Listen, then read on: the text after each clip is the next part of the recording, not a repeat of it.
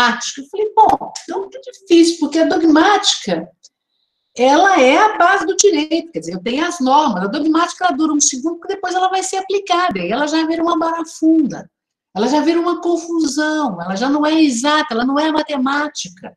Um dispositivo qualquer de lei que a gente pega, ele tem 1000 nuances quando ele é aplicado à realidade. O sistema jurídico, ele é desordenado, ele é caótico às vezes, é a interpretação que faz com que ele ganhe sentido. Então, eu tenho, se é que faz, eu tenho muito que pesquisar e que dizer, nós que sabemos do direito um pouco, temos muito a dizer. Então, é uma delícia a gente fazer pesquisa com o direito, mesmo na interdisciplinaridade, porque ele exige isso, mas é uma delícia fazer.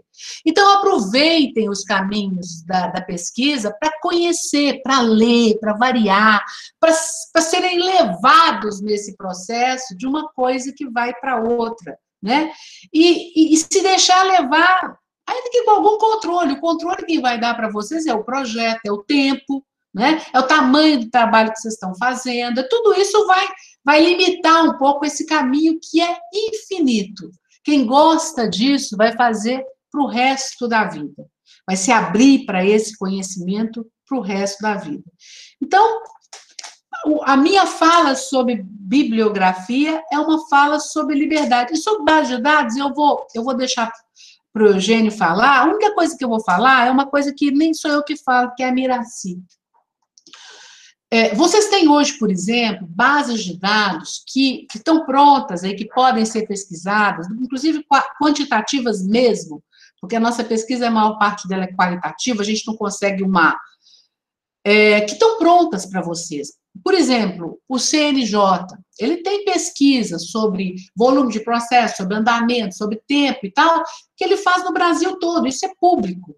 Então, você não precisa de fazer uma base de dados para a sua própria pesquisa, principalmente se ela é uma pesquisa quantitativa, e você está fazendo a pesquisa sozinho, você não vai ter tempo para fazer isso, né? Mas essa base de dados, aí não mais uma base de dados ligada à bibliografia, mas àquilo que é a matéria quase que empírica mesmo, né? Quantos processos foram ajuizados, quantos foram resolvidos. Estou falando de algo assim muito genérico do CNJ, né? Vocês podem usar. Então, há base de dados de outras pesquisas que vocês podem usar.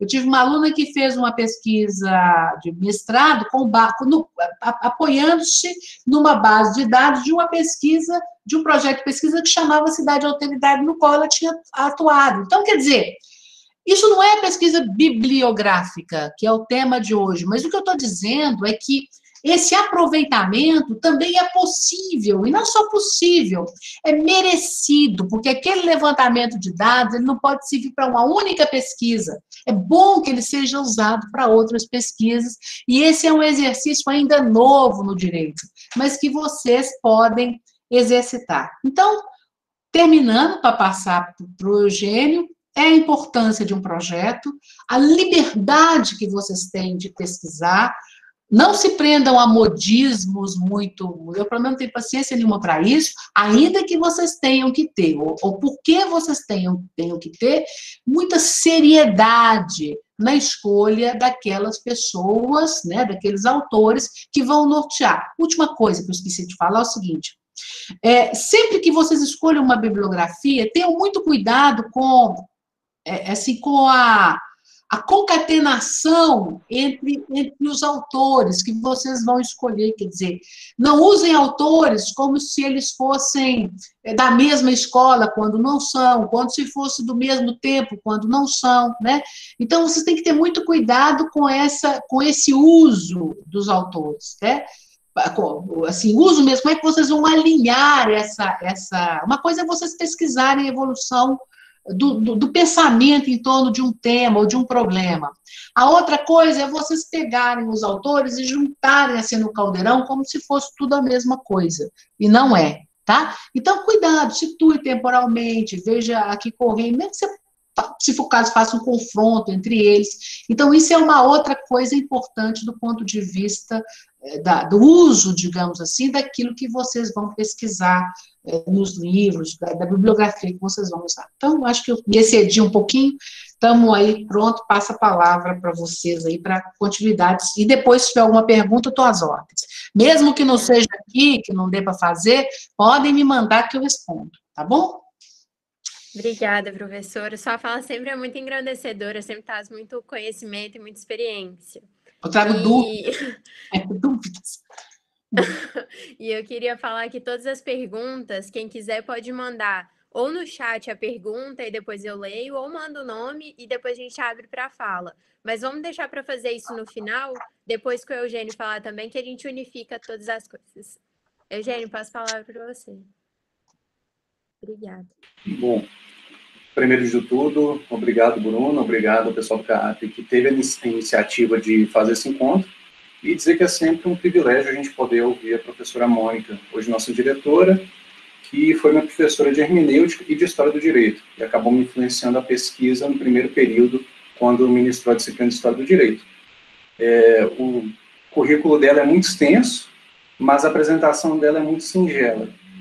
Então, eu sempre acredito que vale a pena ouvir a Mônica, ouvir pesquisadores que já têm muito tempo de casa na faculdade, porque eles sempre têm muito a acrescentar, a gente sempre pode aprender.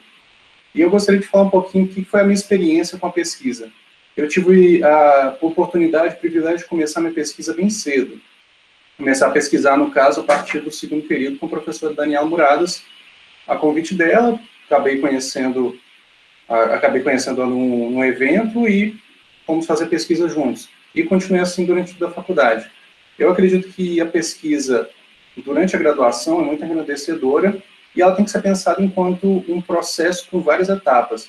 É como se você entrasse no mar pela primeira vez. Você nunca viu o mar, você se depara com ele pela primeira vez, ele é imenso, ele é vasto, você pisa na água, sente a temperatura, vai se acostumando, para depois se aventurar a nadar, traçar pontos até onde você vai, e até determinado ponto que você se acostuma com o mar.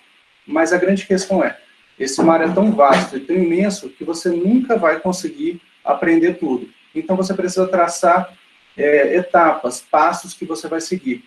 E a pesquisa nada mais é do que um conjunto de passos. Vocês tiveram já a primeira reunião, o primeiro evento dessa série de discussões, que foi a seleção do tema. A seleção do tema, ela é extremamente importante porque ela orienta como você vai fazer a bibliografia depois, ela orienta a sua pesquisa. E a escolha de bibliografia, ela nada mais é do que você utilizar aquele objeto, aquele tema que você encontrou, que você julga interessante, ou que seu orientador acha legal e te deu uma dica que vale a pena pesquisar. Você vai pegar esse objeto, esse tema, a aplicar sobre ele um critério, e a partir desse critério você vai fazer uma escolha de bibliografia.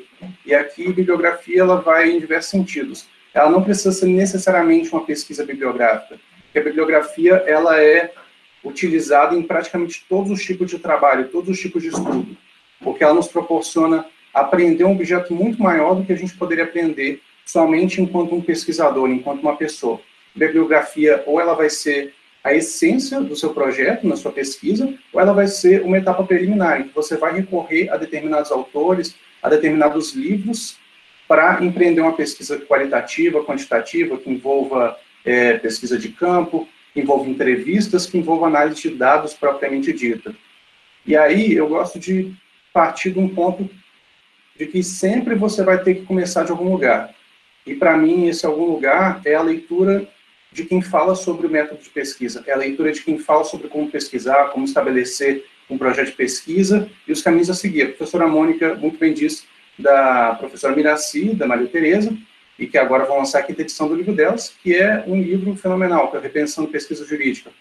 Vocês podem recorrer a diversos autores, Humberto Eco, o Antônio Carlos Gil, existem pesquisadores das escolas clássicas de pesquisa jurídica, como Eduardo Bittar, e são infindáveis as oportunidades que vocês vão ter de recorrer a esses autores para entender como se faz uma pesquisa. Esse, para mim, é o primeiro passo, é recorrer a essas fontes que ensinam como fazer a pesquisa. Para, a partir daí, você ir para o ponto da bibliografia em si, que é você poder escolher o que você vai pesquisar e aí você estabelecer como você vai pesquisar. Se a bibliografia será o objeto em si do seu projeto ou se ela será uma etapa preliminar. E isso vai depender muito do grupo de pesquisa que você estiver, do seu professor orientador e até mesmo de você. Porque a bibliografia pode ser, como eu já disse, um método, uma etapa primária que você vai utilizar para entender como vai fazer uma pesquisa de campo, para ver o que outros já disseram sobre aquele mesmo tema que você vai realizar entrevistas com autoridades, com pessoas da área para pesquisar, ou ela vai ser o próprio objeto da sua pesquisa, em que você vai se debruçar sobre livros, artigos, revistas, vai se informar na biblioteca, ou vai ficar muito tempo olhando para o computador e lendo diversos artigos. E quando a gente fala de escolher essa bibliografia, não tem um fator limitador que te impeça de recorrer a diversos autores, que te impeça de se debruçar sobre um autor e depois descobrir que não era ele que você deveria ter olhado primeiro, se debruçar sobre um autor e descobrir que, na verdade, o seu tema é outro, a pesquisa que você deveria estar fazendo é outra. Isso vai muito do seu orientador, vai muito dos seus amigos e, às vezes, de você mesmo. De você mesmo que se descobre como um pesquisador interessado em outra área. E nisso, quando você vai olhar a bibliografia, você tem que pegar sempre a ideia de ter fontes primárias e ter fontes secundárias. Então, você vai poder recorrer aos autores em si, ao Caio Mário da Vida, ao professor Paulo Emílio, aos autores que escrevem, aos filósofos, aos economistas, e depois a leitura crítica, que são as fontes secundárias. Eu sempre falo que é importante, quando você vai começar uma pesquisa, quando você vai começar a se aventurar, ir a esses autores primários, para depois ir aos autores secundários. Especialmente se você está analisando uma teoria, uma ideologia, ou alguma matéria, principalmente no direito, vamos falar de dano moral, dentro do direito do trabalho, a relação de emprego, então você recorre a esses grandes nomes, aos clássicos, para depois recorrer a fontes secundárias. Isso não significa que você vai ficar preso só aos clássicos.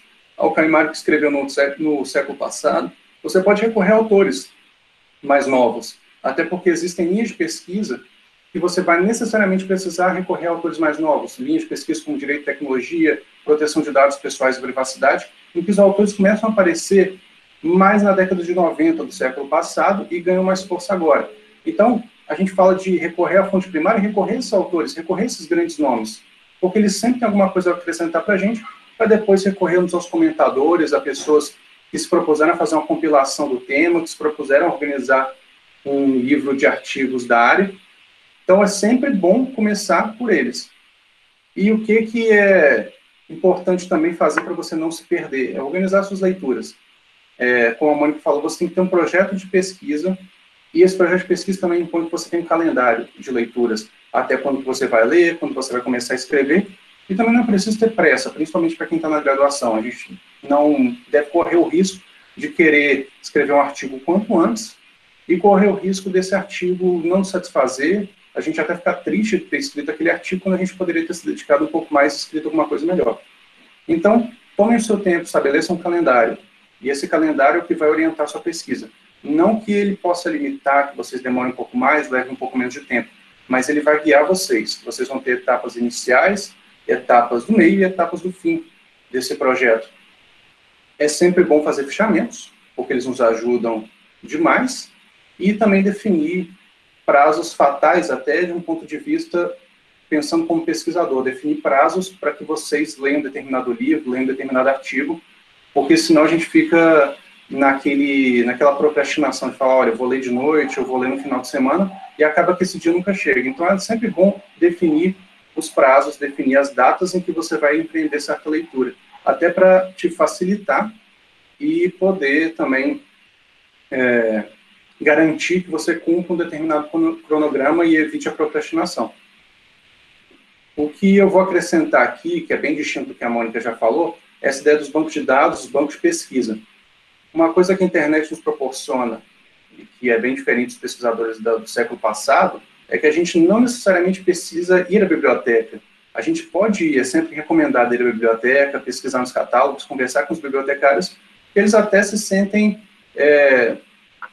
eles sentem que o trabalho deles também é reconhecido quando você conversa com eles. Só que hoje com a internet, principalmente nesse momento em que a gente está em quarentena, que está todo mundo dentro das suas próprias casas, a internet acaba sendo a fonte central de pesquisa. Então, existem diversos buscadores que vocês podem utilizar hoje, um deles o Microsoft Academic, que é da própria Microsoft, o Google Scholar, que é outro também muito bom, e o portal Cielo, Cielo com SC.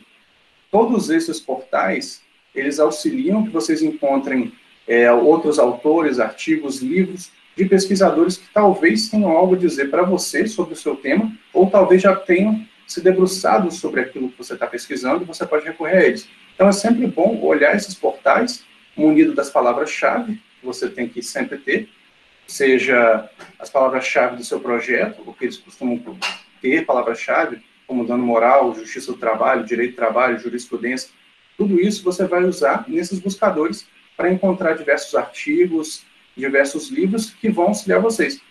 E o mais legal da pesquisa na internet hoje, que eu pelo menos acredito, é que quando você descobre um artigo, você lê ele até o final, você lê até a bibliografia daquele artigo. E você, às vezes, descobre um outro autor a partir da bibliografia de um artigo que você leu. E é uma pesquisa quase infinita, então você vai investigando um livro, aí cai na bibliografia dele, aí você vai parar em outro livro e outro autor, e de repente você foi parar em outro artigo. Isso é uma das coisas mais ricas que a internet proporciona, você consegue achar de uma forma muito mais rápida esses artigos, esses livros, seja em PDF, seja para ler no próprio website do periódico, mas você consegue fazer uma pesquisa de hiperlinks. Vai para um, pula para outro, volta, e você tem acesso a diversos autores que você nem tinha cogitado analisar antes. Você descobre essas pessoas. Quando eu comecei a fazer pesquisa, eu acabei ficando um bom tempo nessa busca de outros autores, em que eu li um determinado artigo, gostava, e me perguntava, de onde é que essa pessoa tirou essa ideia? Onde é que ele foi buscar esse conhecimento? Eu vi que ele já partia de um outro autor. Aí eu ia para esse autor e acabava descobrindo outras pessoas que poderiam me auxiliar na pesquisa, outros teóricos que eu poderia utilizar para escrever um artigo ou para escrever meu próprio TCC. Então, é uma coisa muito boa da internet e que, pelo menos, eu recomendo a todos que aproveitem. Além disso, a própria plataforma CAPES está aí para encontrar periódicos. A plataforma Latindex, que é uma plataforma da América Latina de índices de revistas, que você também pode pesquisar. A Biblioteca Digital Brasileira de Teses e Dissertações e a Academia.edu. Todos esses são lugares onde você pode encontrar periódicos, onde você pode encontrar artigos, autores, e é sempre legal recorrer a eles. A Academia.edu, hoje, ela é uma dos portais mais interessantes, porque é quase como uma rede social de acadêmicos. Então, você vai até ela, publica um artigo, às vezes a Academia.edu te recomenda outros, ou você pesquisa algo, a Academia te recomenda outra coisa, e é legal também para você alcançar outras pessoas, alcançar outros autores. É muito útil sempre recorrer à pesquisa pelos meios digitais, só que a gente não pode nunca esquecer dos meios tradicionais. E, para além disso, a gente também tem que sempre ouvir as outras pessoas que já têm uma experiência, que podem acrescentar, até para a gente não se perder. Então, é sempre legal a gente ouvir nosso orientador, os colegas de grupos de pesquisa, grupos de estudo, e amigos que podem nos orientar na nossa pesquisa, para que a gente não se perca no projeto, para que a gente não fique muito tempo parado em determinada etapa sem conseguir avançar.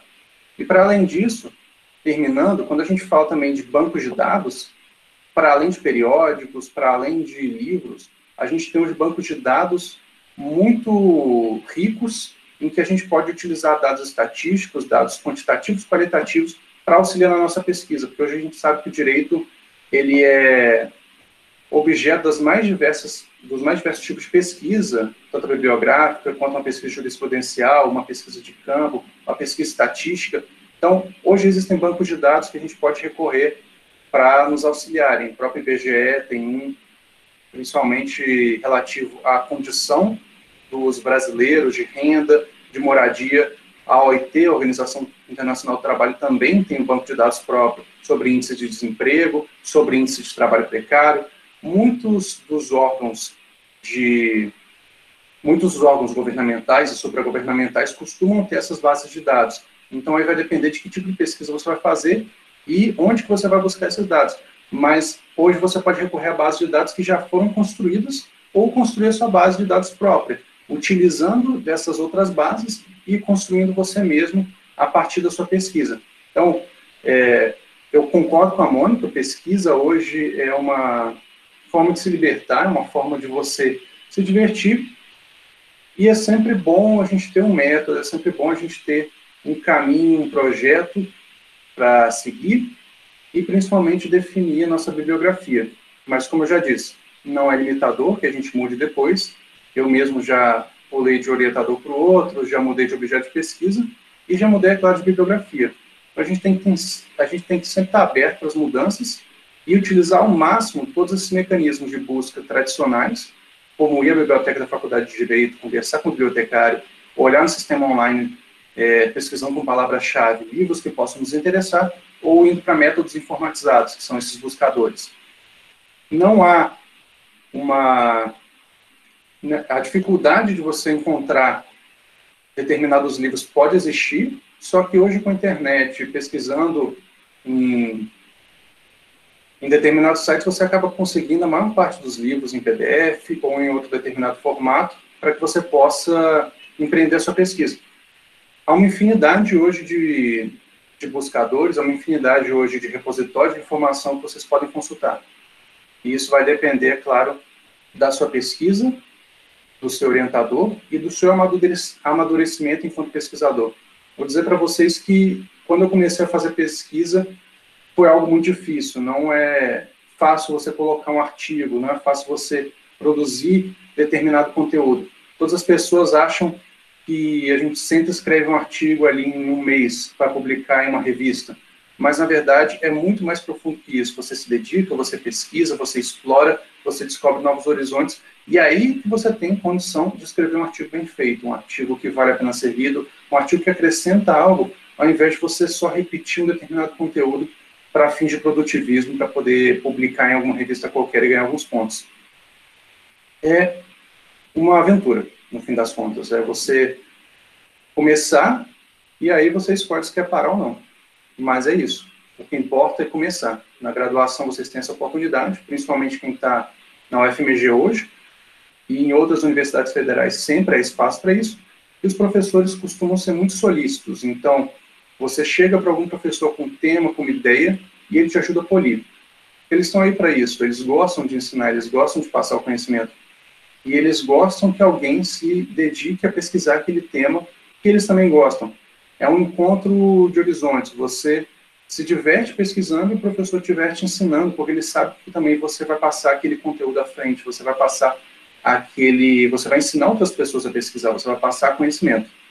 E tudo isso é o que eu tinha para esclarecer para vocês hoje. Então, agradecer novamente a oportunidade, e se a gente tiver perguntas, estou aqui para responder. Muito obrigado. Nós que agradecemos, porque foi muito engrandecedor também. E só uma pergunta rapidinha aqui.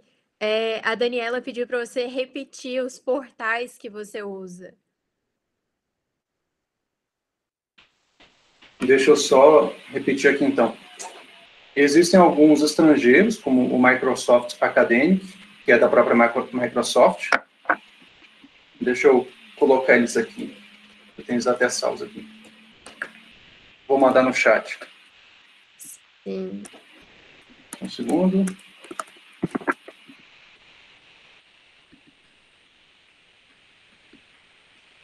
Então, você tem Microsoft Academic, o Google Scholar, a Cielo, a plataforma CAPES, o LatinDex, a Biblioteca Digital Brasileira de Teses e Dissertações, a Academia Pontedou, ainda tem o ResearchGate. Você pode até descobrir outros portais, outros repositórios de periódicos, fora também a própria biblioteca das universidades, bibliotecas de tribunais, que costumam estar sempre abertas a quem quer pesquisar e se dedica à leitura de um determinado autor e se dedica realmente a empreender uma pesquisa acadêmica. Vocês podem acabar encontrando outros locais, outros portais que às vezes interessem mais a vocês, sejam eles repositórios de dados em si, estatísticos, qualitativos, quantitativos, mas via de regra, nesses portais que eu coloquei, vocês acabam encontrando a maior parte dos livros, a maior parte dos artigos e a maior parte dos autores.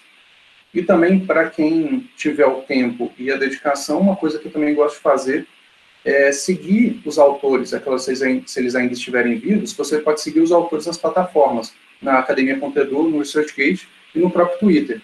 Eu mesmo sigo diversos autores europeus que pesquisam temas semelhantes aos meus, E volta e meia eles vão compartilhar a pesquisa deles por lá. Eles vão disponibilizar no próprio Twitter o que eles estão pesquisando. E não se acanhem, quando vocês não encontrarem um determinado artigo, a pedir para o professor, pedir para o pesquisador. Porque às vezes a gente tem livro no direito que custa R$400 e você só precisa ter acesso a um artigo. Recorram aos autores, busquem o e-mail deles, mandem uma mensagem. A maior parte dos autores, via de regra, acaba te mandando artigo sem custo nenhum. E até agradecendo por você ter procurado. Ele, às vezes, pode te enviar mais artigos do que você esperava. Então, busquem essas pessoas para ter acesso aos artigos. Sim, eu tenho certeza que todo mundo anotou essa dica aí, inclusive eu. Porque, realmente, hoje em dia, com a tecnologia, a gente fica, às vezes, até meio confuso. De tanta coisa que a gente vai achando, vai chegando uma coisa atrás da outra, quando vê, você quer ler milhões de coisas, você literalmente não sabe nem onde parar. E aí, uma das minhas dúvidas é justamente essa. Como a gente organiza, primeiro, a quantidade de leitura que a gente deve ter, e segundo, quais são as mais relevantes? Porque a gente acha tanta coisa aí, e eu queria entender como vocês fazem nesse sentido. Bom, acho que se a Mônica quiser falar primeiro, eu estou à vontade. Tudo depende, eu acho, do tipo de pesquisa, do para que você vai passando. Dá aproveitar e já responder a pergunta do outro rapaz aí. Quando você trabalha com um grupo de pesquisas, o Eugênio falou muito disso, o grupo de pesquisa só já vai te ajudando nessa limitação, né? Então, normalmente nele, o volume de leituras vai ser grande, às vezes vai ser dividido entre as pessoas, todos vão ler os mesmos artigos, vai depender. Então, o grupo de pesquisa ele tem uma duração maior, então ele não tem o tempo. Agora, se você está fazendo seu trabalho de TCC, ou sua tese de dissertação de mestrado, ou sua tese de doutorado, ou seja, se você está escrevendo algo que tem um tempo, aí você tem que ser mais objetivo nessa seleção. E o que acontece com os alunos nesses casos é ficar muito tempo nesse infinito que eu estou chamando da bibliografia e deixar a parte, às vezes, da pesquisa de jurisprudência, ou da pesquisa de campo, ou de uma pesquisa que vai lidar mais com a empíria para o final. Então, o que eu sempre aconselho? Estuda uma boa base. O Eugênio falou muito bem, eu sabia que ele ia falar, a parte metodológica, a parte de fundamento e tal, e depois caminha um pouco para testar, e eventualmente até iniciar a sua pesquisa de campo, se for o caso, se for fazer entrevista, por exemplo, dá testado, depois faz alguns. Por quê? Porque isso vai te levar para uma outra dimensão de autores, de bibliografia que você vai ter que consultar. Então, se você passar muito tempo nesse infinito, depois você perde esse lance. Então, o que é? Depende daquilo que vocês estão fazendo. Se você estiver fazendo um livro solto, sem prazo, aí você pode viajar mais, mas se você tem prazo, o seu prazo é o seu elemento de limite. Eu não sei o que o Eugênio acha disso. Bom, eu concordo com a Mônica. Às vezes a gente começa a se aventurar por determinados temas, a gente começa a pesquisar e se perde. Então, se você tiver um prazo, siga esse prazo. Se você tem, às vezes, o tempo para fazer um livro e você pensa em publicar esse livro em 5, 10 anos, esse vai ser o seu prazo. Então, se atenha a ele, pense enquanto um calendário.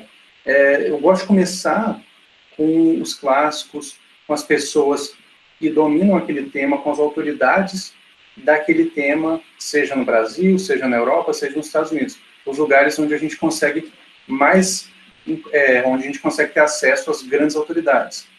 E aí depois você vai para comentadores, para depois ir para uma pesquisa de jurisprudência. Quando eu falo que pesquisando online a gente vai interlinkando pesquisa atrás de pesquisa, é verdade. A gente vai lendo um artigo, encontra um pesquisador, vai nesse pesquisador, lê outros artigos. Só que aí você tem que pensar quanto tempo você dispõe, quanto tempo você demora para ler um artigo, porque isso é importante também, quanto tempo você demora para ler, entender e fechar um artigo ou um livro, e, principalmente, o que você se propõe a fazer. É um artigo, a um longo prazo, é um TCC, é uma dissertação ou é uma tese. Isso que vai orientar o quanto você se dedica e o quanto você pesquisa. Então, você estabelece um prazo. Chega um momento em que você fala assim, olha, eu já li a maior parte dessas pessoas e o que eu vou acabar lendo vai me acrescentar muito pouco ou vai ser repetido com o que eu já tive a oportunidade de ler. E nisso, é nisso que você tem que se ater.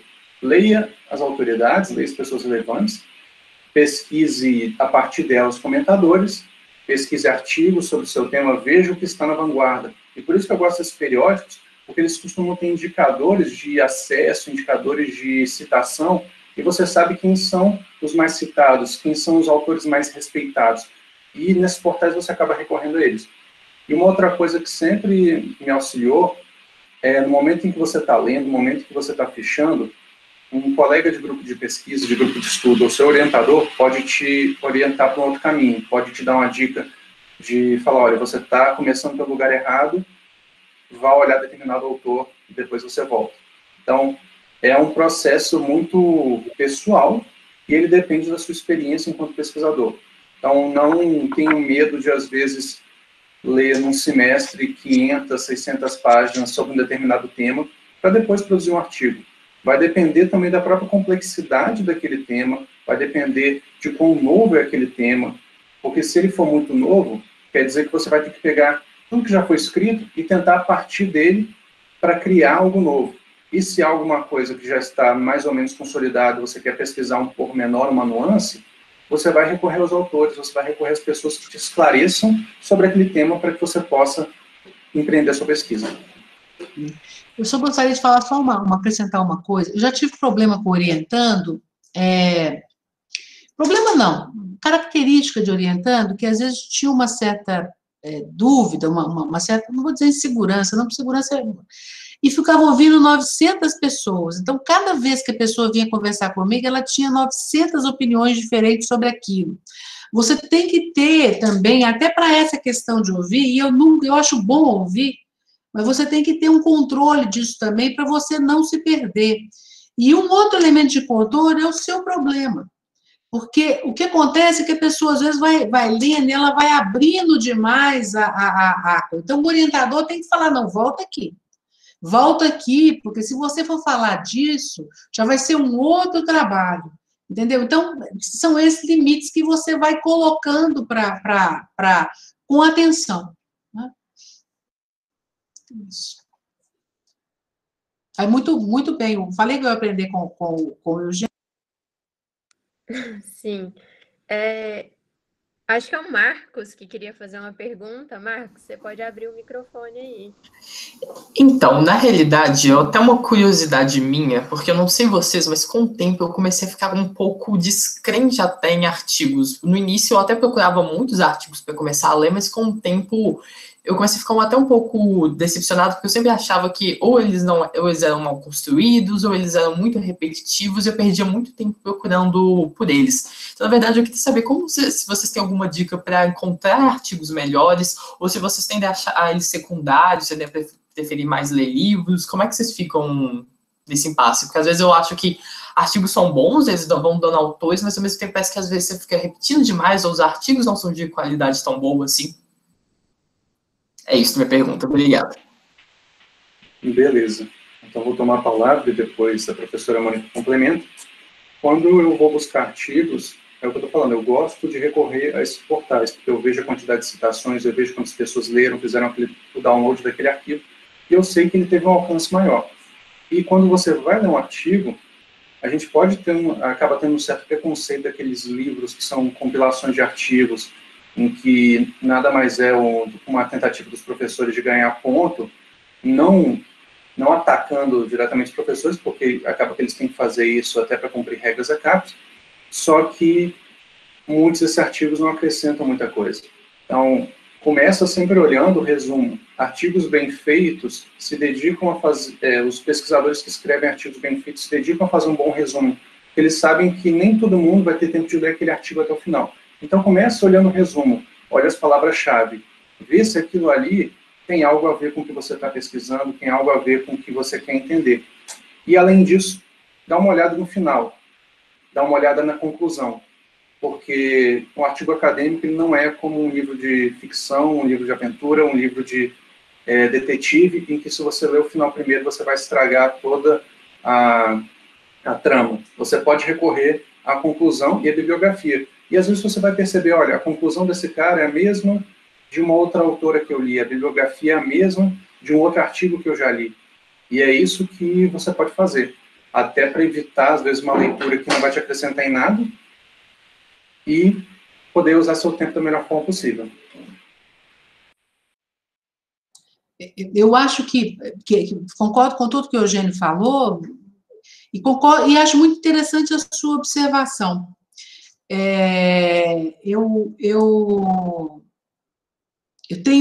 Acho que essa é uma questão para a gente enfrentar na pesquisa jurídica, e que tem a ver com a produtivística, com esse esforço de produzir. Há muita repetição, há muita coisa que vem como acréscimo. E o que o Eugênio falou, eu concordo com ele. Um jeito, às vezes, de você avaliar o artigo é começar de trás para frente mesmo. A bibliografia, ela vai te dizer, às vezes ela é uma bibliografia muito lugar comum, muito corriqueira. Então, ela não vai... você vai ver, você aprende um pouco a ver, até de passar os olhos, se há relevância ou não naquele artigo, e na leitura dele. E aí você vai selecionando também o tipo de revista e tal. Não se assuste se você concluir que há muita repetição. Realmente há. O nosso trabalho é procurar fazer alguma inovação, não uma inovação temática absoluta, dizer que nós vamos encontrar, porque os problemas do direito estão aí desde sempre, então nós temos que continuar tratando deles, não precisa de buscar uma originalidade total, mas vocês vão o olho do pesquisador, ele vai antenando para aquilo que vale a pena ler. Você cria um jeito de ler também, né? E aí vai fazendo as suas escolhas. É isso. Perfeito. Marcos, foi respondido? Sim, muito obrigada. Eu recebi uma pergunta aqui pelo WhatsApp, e eu vou ler ela, que a pessoa não quis mandar. Ela perguntou assim: na hora de ler e executar o projeto, é melhor ficar mais aberto às eventuais mudanças que ele pode sofrer ou gastar um tempinho maior na elaboração do projeto para tentar se prender a ele o máximo possível durante a execução? Aí é mais uma questão de opinião, mas eu queria ouvir o que vocês acham. Pode falar, Eugênio? Mônica, fica à vontade, depois eu complemento. Não sei se teria algo a complementar. Não, vai ter com certeza. Você tem muita experiência nisso também, de anos, né, de pesquisa. Olha, o projeto. Há duas coisas que no projeto geralmente não são muito mudadas, que é o seu problema e a hipótese. Por quê? Pode acontecer? É claro que pode. Pode ser isso que o Eugênio falou. Você começa a fazer uma coisa e, de repente, tem uma inspiração para outra coisa. Mas aí o que significa? Você vai fazer outro projeto. Aí você vai mudar tudo, porque você vai ter outro problema de pesquisa, outra hipótese a testar. Então, essa é uma coisa. Pode mudar? Pode. É aconselhável? Não é muito aconselhável. Quer dizer, você pode ter que correr depois se você tem um prazo. Mas pode mudar, deve até se esforçar.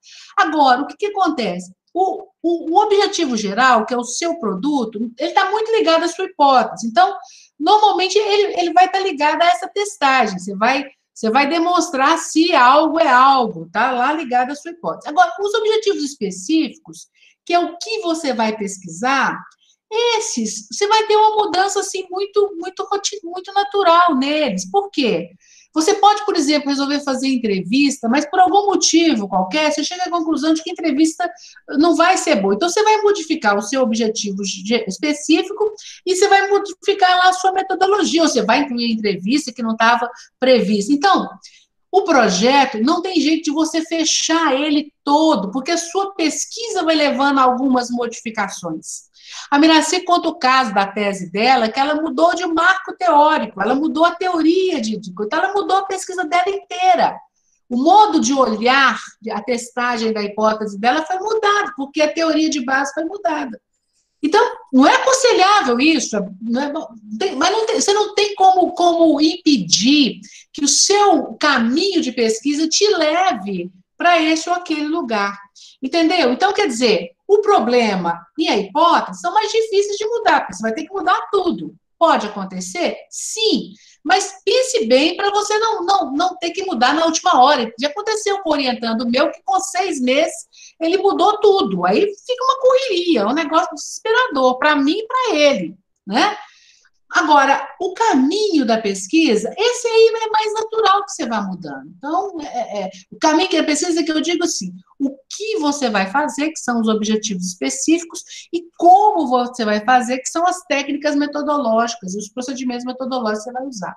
Entrevista, campo, bibliografia, jurisprudência, e estou falando assim muito genericamente, porque tem que ser detalhado lá. É isso. Falei demais. Eugênio? Bom, eu concordo em gênero, número e grau com a Mônica. Um projeto de pesquisa, seja ele de graduação, de mestrado ou de doutorado, ele não é como um memorial de uma competição de processo, ele não é como uma peça de um processo judicial, em que você precisa se prevenir de eventuais críticas, você precisa se prevenir de eventuais lacunas que você possa deixar perante a parte contrária ou perante os seus adversários na competição. O projeto de pesquisa, ele é algo em construção, ele é algo mutável. E a pesquisa é isso, a pesquisa, às vezes, você tomar uma porrada, ficar pensando que é burro, e aí você se propõe a estudar outro tema, você se propõe a mudar a forma como você pesquisar aquele determinado tema, e eu concordo com a Mônica, o seu objeto, o seu tema-problema, ele costumeiramente se mantém, apesar das alterações que você possa fazer. E você tem que pensar que cada tipo de projeto, ele é diferente. Um projeto de pesquisa para graduação, ele é diferente de um projeto de pesquisa para o seu TCC, e, por sua vez, diferente de um projeto de pesquisa para o mestrado e para o doutorado, consequentemente. Então, você vai ter que fazer um projeto de acordo com essa instância que você tiver, a graduação, mestrado ou doutorado. No mestrado ou doutorado, se exige um projeto um pouco mais maduro, enquanto na graduação você tem bem mais espaço para errar, para corrigir e para ouvir o seu professor, ouvir os seus colegas e construir um projeto.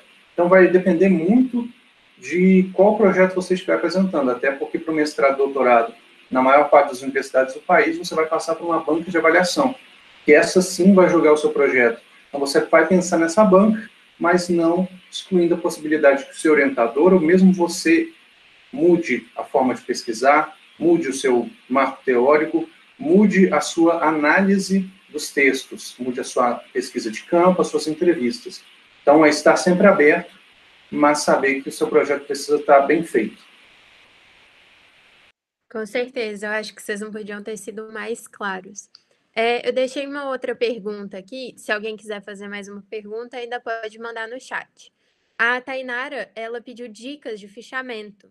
Só que a gente vai ter uma aula semana que vem até específica disso, com o Ricardo Zontag, cada um fala de um jeito, né? E o mestrando Léo Ribeiro. Mas mesmo assim, vocês poderiam dar as dicas, assim, sintéticas que vocês acham.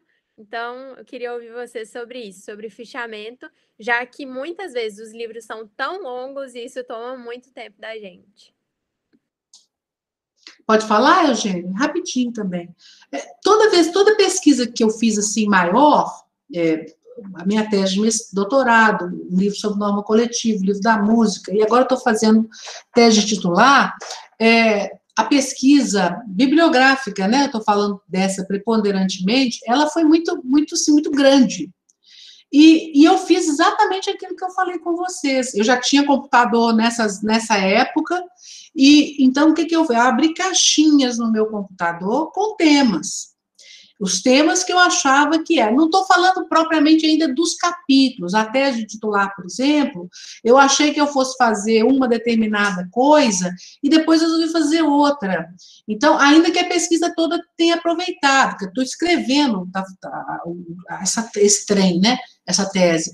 Então, mas aí eu fiz por tópicos mesmo, e aí foi. Às vezes, uma determinada autor, tal, ele está em 2 lugares, porque está, enfim, faço quase, não digo que eu faço imaginando os capítulos, não, mas com uma aproximação daqueles que são os temas que têm relevância, entendeu? Então, agora, negócio de fichamento, não aconselho a fazer o fichamento por autor, a não ser que você esteja estudando um autor, assim, que seja né, o Eugênio falou, uma base bibliográfica de muita importância. Eu não aconselho, mas é também uma coisa muito pessoal. Quer dizer, eu falei com vocês do Paulo Emílio, como é que ele fazia o fichamento pelas fichinhas dele, tematicamente, cada livro, ele pegava o livro, no final ele via os assuntos. Então, eu acho que cada um faz o fichamento como é mais fácil para ele. Você vai descobrir o seu jeito, mas usa o tema, sobre preferencialmente o tema.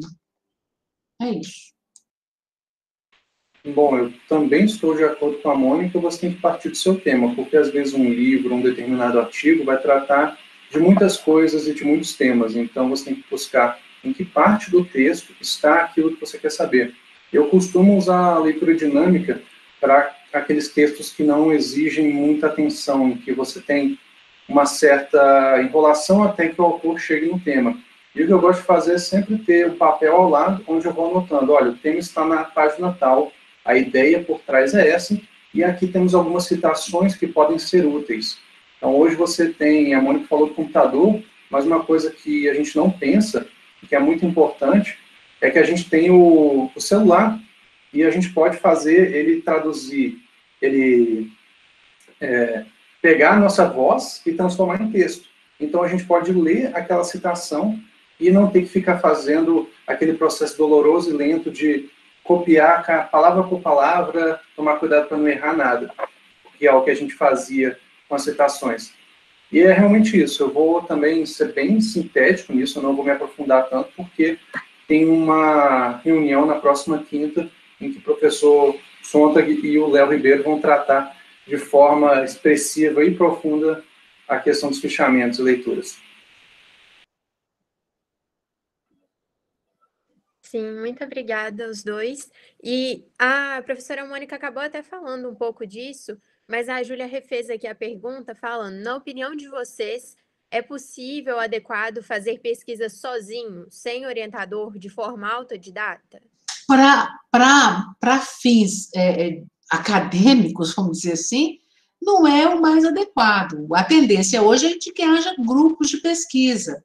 Isso, então, grupos de estudo, grupos de pesquisa, tudo isso é uma tendência hoje. Na minha época, pesquisava-se sozinho, mas hoje não.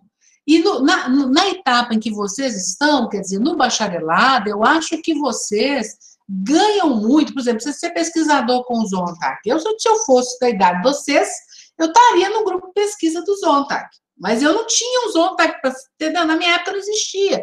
Então, aproveitem que vocês têm pessoas, assim, com as quais vocês têm afinidade, né? Não precisa gostar de todo mundo, para vocês fazerem pesquisas com eles. Vocês vão aprender muito mais do que sozinho, né? Então, no bacharelado, eu acho que vocês têm que procurar o professor, entrar no grupo de estudos, grupo de pesquisa. Vocês vão desenvolver muito mais, né? Em resposta à Júlia, eu acredito que a pesquisa na graduação ela é muito melhor ser feita em grupo, ser feita com colegas pesquisadores e com orientadores. Quando a gente ingressa numa graduação, seja ela na Universidade Federal ou privada, contando que a gente não tenha passado por outra graduação anteriormente, a gente chega na faculdade em média com 18, 19, 20 anos, então a gente chega cru, a gente chega verde ainda, a gente precisa amadurecer enquanto pesquisador. E o processo de amadurecimento enquanto pesquisador, ele é muito mais doloroso, ele é muito mais lento do que quando você pesquisa sozinho, do que quando você está em grupo. Porque às vezes sozinho você se sente mal por a sua pesquisa não estar indo a lugar nenhum, você se sente mal por ter errado. E se você estiver num grupo, existem pessoas para te auxiliar, existe o seu orientador. A gente sabe que chegando no mestrado, no doutorado, tem aquele momento em que você já amadureceu e que você vai pesquisar sozinho. Ou às vezes no TCC você tem aquele famoso orientador fantasma, ou mestre dos magos, que te dá uma primeira reunião, ajuda no projeto, de repente ele desaparece e te liga faltando uma semana para o prazo, se o seu TCC já está pronto. Mas, via de regra, você tem 5 anos para poder pesquisar com grupos de pesquisa, com grupos de estudo. Você tem 5 anos para se aventurar. E o processo de pesquisa ele é muito mais gratificante e ele é muito melhor quando você tem ao seu lado pessoas que já passaram por aquela situação e que podem te auxiliar. Então, a minha posição pessoal é que é melhor ter um grupo, é melhor ter um orientador do que ser autodidata. Depois que você já tiver calejado, depois do seu doutorado, depois do seu pós-doc, Aí você fica por conta própria, aí você vai sozinho, e aí você ensina outras pessoas. Mas, enquanto graduando, procure a opinião dos outros, esteja sempre apto a ouvir e participe de quantos grupos você puder. Inclusive, eu tive a oportunidade de ser monitor do Sontag, e é realmente uma excelente oportunidade de pesquisar com ele. Outros professores mais novos, o professor Vitor Sartori, alguns professores até mais das antigas da faculdade, com mais tempo de casa, a própria Mônica. É sempre legal recorrer a eles.